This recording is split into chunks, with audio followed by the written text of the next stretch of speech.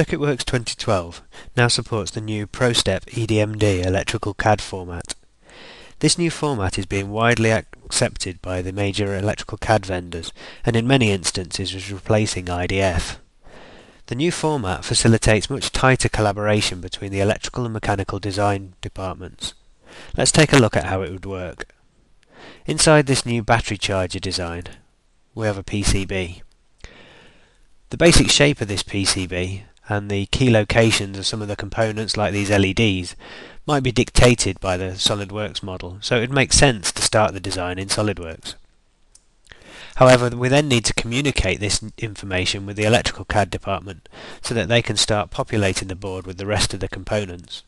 So we'll export this assembly to CircuitWorks, and from CircuitWorks, using the new EDMD functionality, we can synchronize this file with the electrical CAD department. This is going to transfer all of the geometry, and we can also add some notes to say what it is that we've done.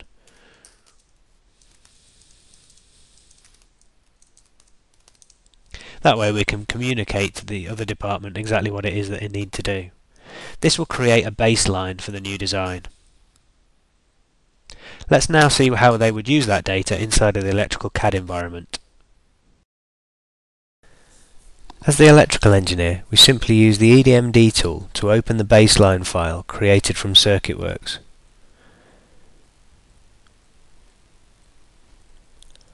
All of the components and holes are then listed, which we can choose to accept or reject, with further options to communicate our decisions back to the rest of the team. We then get the new circuit board geometry ready to work on in the electrical system. So the next step is simply to drag and drop components from our electrical library to complete the design.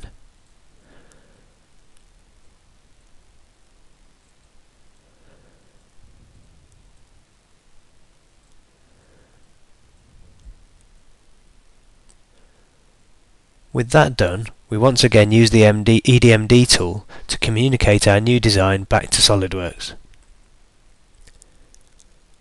Again, we can choose which components we want to send. As soon as those changes are synchronized from the electrical department, we get another message in CircuitWorks to say that some changes have been made, asking us to reload the new data.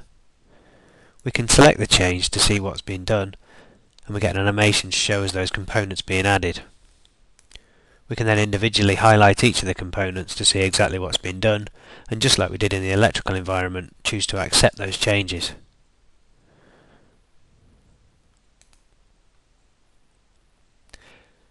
Having done that, we can then choose to export those changes back into SolidWorks.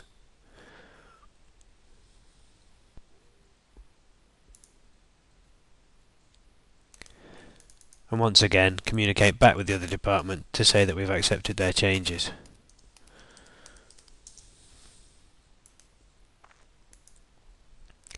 Now it may be that further design changes are made in the mechanical environment. In this case, if we go back to our original charger design, it's been decided that the batteries are too difficult to remove. So a thumb hole is going to be added around the back so that the batteries can be pushed out. Now clearly this is going to cause some challenges with our circuit board, as some of the components are now just floating in space. We could export the data at this point and let the electrical CAD department sort out the problems, or we can move the components inside of SolidWorks. It may be that we want to check them against other mechanical components for any interference.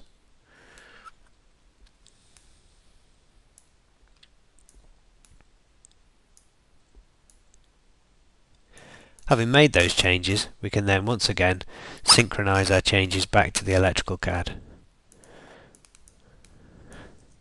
making a note of what the changes are that we've done.